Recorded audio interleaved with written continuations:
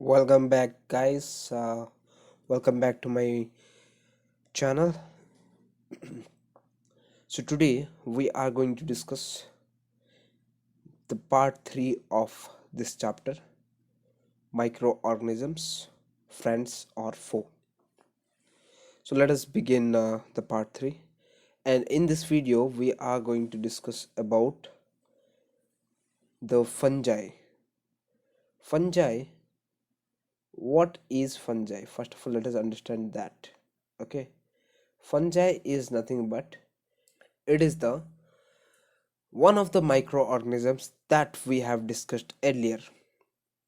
Okay, so fungi are saprophytic or parasitic organisms. So let us first understand what is saprophytic. Okay, so saprophytic, I mean to say here is, let us first understand what is saprophytic. Saprophytic, mode of nutrition. Okay, what is it? Saprophytic mode of nutrition is the process in which organisms feed on dead and decay organic matter. Dead and decay organic matter. Okay, so those organisms which feed in this way, they are called as an saprophytes. Okay, and this sort of nutrition is called saprophytic mode of nutrition. I hope you are clear with this. Okay, so this is the picture of fungi. This is the saprophytic fungi. Okay, so here you can see this part is called as an wooden log wooden log. Okay, which is dead, obviously, which is dead. On the dead and decay material, these precisely called mushrooms, which is fungi, is developed. Okay, so this development, this kind of development or this kind of fungi is called as in saprophytic fungi, because they are feeding on dead and decay organic matter. Okay, let me just erase the ink. Okay, coming to the next point. Here we got the example of parasitic fungi.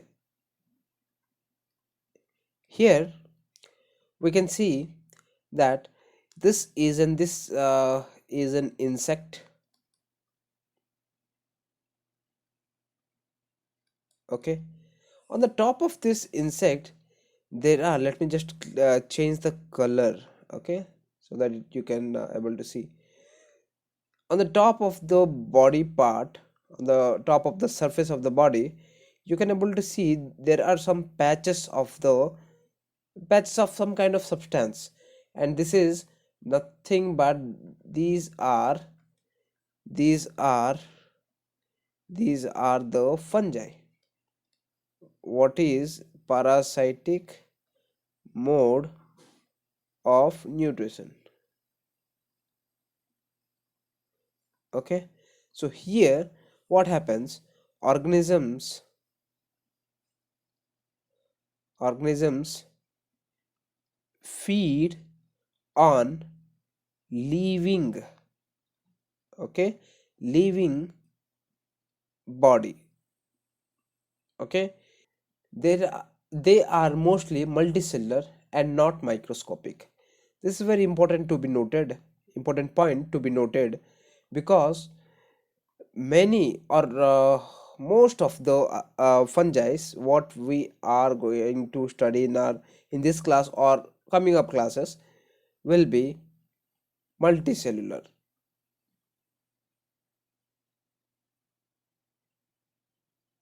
As a result, we can see them through our naked eye or naked eyes. Okay, rarely they are microscopic in nature. Then comes to the next point. Okay, this point tells us about the fermentation, right? So let us understand what is fermentation here. Okay, fermentation is the metabolic process that converts the sugar to acids, gases, or alcohol. See, in this picture you can see this is the sugar, maybe in the form of fruit or anything it may be. Okay, this is the sugar basically. When the sugar is treated with the yeast, what the yeast does here is it does the respiration. What it does, anaerobic form of respiration. As a result, as the result, the product of anaerobic respiration is alcohol and carbon dioxide. Alcohol is used uh, in making alcoholic beverages, while CO2, carbon dioxide, is used in bakery industry. Okay, then coming to the next point, here we got, okay, fermentation is used in the preparation of curd and alcohol. Okay, for alcohol we have understood how it is prepared. Okay, so now let us understand how fermentation is caused in the milk. Okay, so milk is converted to into curd. Okay, milk is converted into curd by the special bacteria. That bacteria is called lactic acid bacteria, or we can say it as an lactobacillus. Okay, so here it is milk. Here we got milk and it is being converted into curd. Okay, so simple, right? Okay, so this lactobacillus basically acts on the lactase, sorry, not lactase, that is lactose. This lactobacillus acts on the lactose which is present on the milk. As a result, finally it converts into the curd. Okay, coming to the next slide, here we are going to discuss the father of the fermentation.